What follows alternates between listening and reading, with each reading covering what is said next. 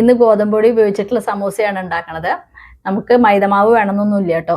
ഗോതമ്പൊടി ഉപയോഗിച്ചും നല്ല ടേസ്റ്റുള്ള സമൂസ ഉണ്ടാക്കിയെടുക്കാം. നല്ല ക്രിസ്പി ആയിട്ടുള്ള സമൂസ നമുക്ക് ഉണ്ടാക്കിയെടുക്കാം കേട്ടോ. അപ്പോൾ നമുക്ക് പെട്ടെന്ന് തന്നെ വീഡിയോയിലേക്ക് പോവാം.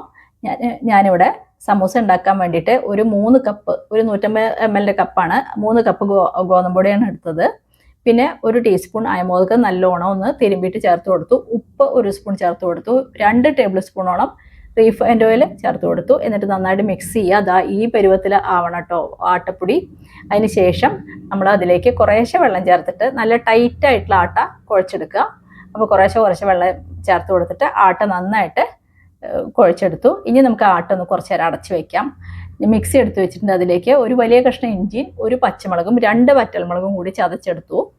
ഇനി നമ്മൾ അധികം അരയരുത്, കുറച്ച് ചതയ്ക്കാനേ പാടുള്ളൂ കേട്ടോ. അതിലേക്ക് 1 സ്പൂൺ മല്ലിയും 1 സ്പൂൺ പെരിഞ്ജീരകവും ചേർത്ത് ഒന്നും കൂടെ പൊടിച്ചെടുത്തു കേട്ടോ. അപ്പോൾ നമ്മുടെ മസാല തയ്യാറായി. ഇനി നമ്മൾ ചീഞ്ചട്ടി അടുപ്പത്ത് വെച്ചിട്ടുണ്ട്. അതിലേക്ക് 2 ടേബിൾ സ്പൂണോളം റീഫൈൻഡ് ഓയിൽ ഒഴിച്ചു കൊടുത്ത് ചൂടായപ്പോൾ 1 പിടി കപ്പലണ്ടി ഒന്ന് വറുത്തെടുത്തു. അതിലേക്ക് 1 സ്പൂണോളം നമ്മൾ കിസ്മിസും കൂടി വറുത്തെടുത്തു കേട്ടോ. പിന്നെ നമ്മൾ ആ എണ്ണയിലേക്ക് തന്നെ 1 സ്പൂൺ ജീരകം ഇട്ട് കൊടുത്ത് അത് പൊട്ടിയപ്പോൾ നമ്മുടെ മസാല ചേർത്ത് കൊടുത്തിട്ട് നല്ലോണം ഒന്ന് വഴറ്റി. മസാല മൂത്ത് വന്നപ്പോൾ അതിലേക്ക് 1 സ്പൂൺ ഉപ്പ് ചേർത്ത് കൊടുത്തു.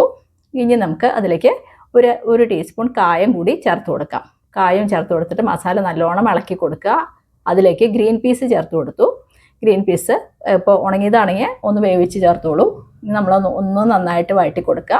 അതിലേക്ക് 1/2 ടീസ്പൂൺ മഞ്ഞൾപ്പൊടി, 1 ടീസ്പൂൺ മുളക് പൊടി, 1 ടീസ്പൂൺ ജീരകം വറുത്ത് പൊടിച്ച പൊടി, അത് 3 ചേർത്തിട്ട് ഒന്ന് നല്ലോണം ഇളക്കി കൊടുക്കുക. ഇനി നമുക്ക് ഈ മസാല ഒന്ന് വേവാൻ വേണ്ടിയിട്ട് നമ്മൾ 1/2 ഗ്ലാസ് വെള്ളം ചേർത്ത് കൊടുക്കുക. ഈ മസാല ഒന്ന് കുറുകി വരട്ടെ കേട്ടോ. അതിലേക്ക് നമ്മൾ ഇപ്പോൾ ചേർത്ത് കൊടുക്കുന്നത് ഒരു 3 ഉരുളക്കിഴങ്ങ് പൊടിച്ച് വെച്ചിരുന്നു. അതാണ് കുറേശ്ശെ കട്ടയായിട്ട് ഇങ്ങനെ വല്ലാണ്ട് ഉടക്കരുത്, അങ്ങനെ ചേർത്ത് കൊടുക്കണം. പിന്നെ ഒരു 1/2 ടീസ്പൂൺ ഗരം മസാലപ്പൊടിയും 1/2 ടീസ്പൂൺ അംചൂറും ചേർത്ത് കൊടുത്തിട്ടുണ്ട് കേട്ടോ. പിന്നെ കുറച്ച് മല്ലിയില അരിഞ്ഞതും ചേർത്ത് കൊടുത്തു.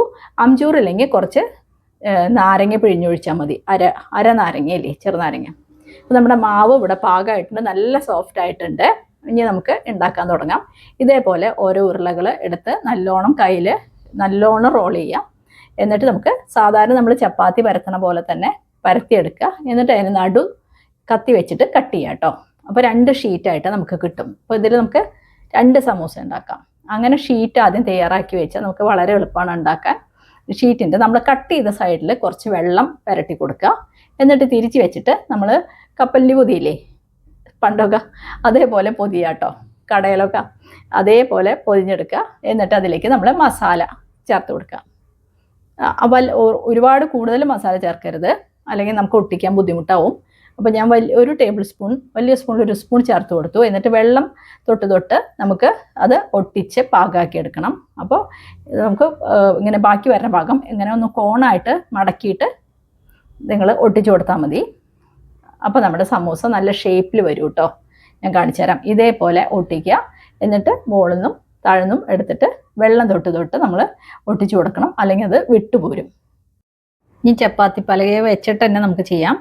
അപ്പോൾ നമ്മൾ കട്ട് ചെയ്ത ഭാഗം ഇത് വെള്ളം നല്ലോണം പുരട്ടി കൊടുത്തിട്ട് 1 സ്പൂൺ മസാല വെച്ച് കൊടുത്ത് ഇതേപോലെ തന്നെ ഷേപ്പ് നമുക്ക് ഇങ്ങനെ ഉണ്ടാക്കിയെടുക്കാം കേട്ടോ. മടക്കിയാൽ മതി. ഇങ്ങനെ 2 സൈഡിൽ നിന്നും മടക്കിയിട്ട് ഒട്ടിച്ചു കൊടുത്തു കഴിഞ്ഞാൽ അതേ ഷേപ്പ് കിട്ടും.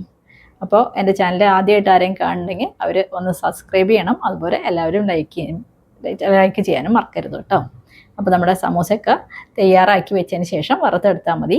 അപ്പോൾ സമൂസ എല്ലാം തയ്യാറായി. ഇനി നമുക്ക് വറുത്തെടുക്കാൻ നോക്കാം. എണ്ണ ചൂടാവേണ്ട അടുപ്പത്ത് ചീഞ്ചട്ടി വെച്ചിട്ടുണ്ട്.